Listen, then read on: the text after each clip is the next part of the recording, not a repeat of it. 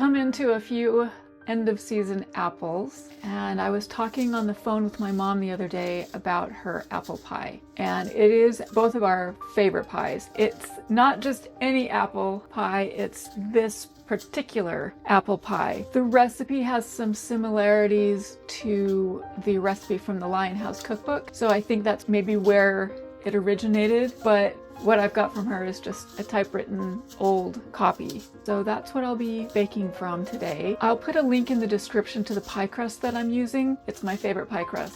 The key to this pie is, of course, the quality of the apples. It requires some crisp, very tart apples, and I'm just realizing now that I haven't tasted these, so I don't know if I have the right apples for this pie. So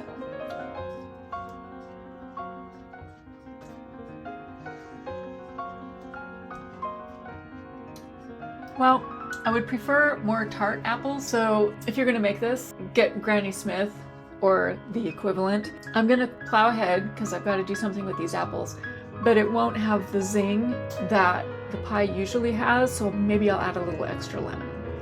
I'm cutting these into bite-sized chunks. One Thanksgiving when I was a child, my mom outsourced the pie making. We were having Thanksgiving at our house that year. She outsourced the pie making to a relative, and I don't know about you, but we always had an apple pie at Thanksgiving along with it was usually a pumpkin pie, a mincemeat pie in the old days, and an apple pie, rarely pecan. But anyway, she outsourced the pie making to one of our relatives, and apple pie was my go-to. I didn't really like pumpkin pie. I've grown to like it more, and I didn't want to have anything to do with mincemeat. And, you know, I loved my mom's pie, so I bit into the Thanksgiving apple pie, and the person who made it didn't peel the apples, so it was full of rough skins. That's a core memory for me. I've never forgotten it. So yeah, peel the apples. I know it's time consuming, but it's an important part of this process. Keep meaning to test each apple. This is gonna be, it's still gonna be good, but yeah, you need really crisp, really tart apples. And these are end of season apples. They're not very crisp, nor are they very tart. But when you put everything together, it's still gonna be.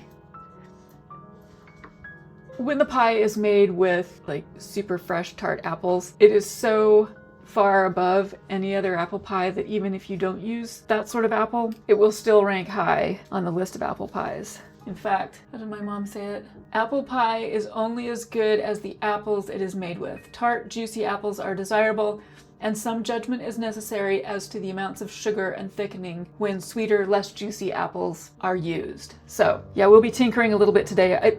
The sugar content, it calls for 3/4 a cup to 1 cup of sugar, and I'm definitely going to err on the side of less sugar. I'm putting more apples in. I'm just using up the last of the apples. It might not all fit in the pie.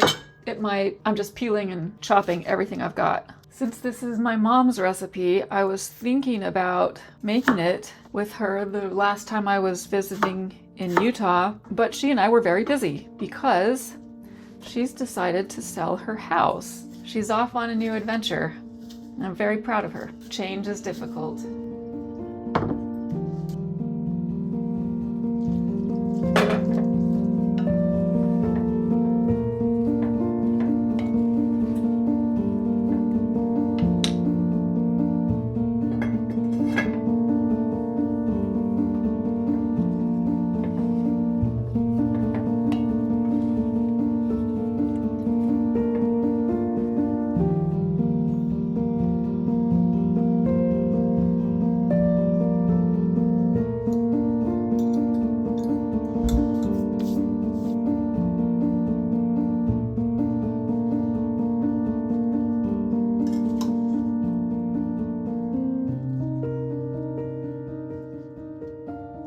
I'm overfilling this a little bit. It's a stupid amount of apple left over to just not use, so cram it all in there. A slotted spoon makes this job so much easier. Okay, so we put half of the sugar, flour, and cinnamon mixture in the bottom. And now let's add a 1/4 cup of the cooking liquid. Do I really need that since these apples are so soft? I don't even have a 1/4 cup in there, so let's do it.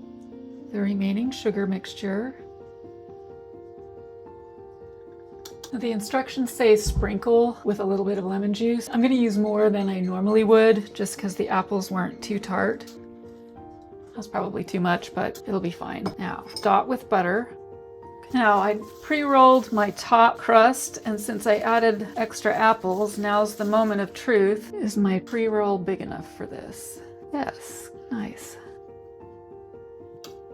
This part is optional, and when I started making this today, I hadn't planned to do it, but since the apples need a little oomph, I'm brushing the top of the pie with milk, and then I'll sprinkle with some raw sugar, add a little texture. I have a tendency to forget to vent, so we'll not do that today. Every time I make a pie, I think this is the time I'm gonna get cute. I'm gonna make a cute crimp around the edge, and I'm gonna make cute vents, and I just carry on as usual. So, and by that I mean I do the bare minimum. Okay, hopefully I didn't forget anything. When it comes to this apple pie, I prefer to eat it room temperature rather than warm, but that's a personal preference. And I also prefer it without ice cream or whipped cream, just straight room temperature pie. I think the crust has the better texture then. I think the apple texture and flavor are better, but it's totally personal preference. So if you want to do a warm pie a la mode, knock yourself out. It would be great that way as well. But I'm making this pie early in the day, so by the time we need to eat it this evening, it'll be the temperature I like.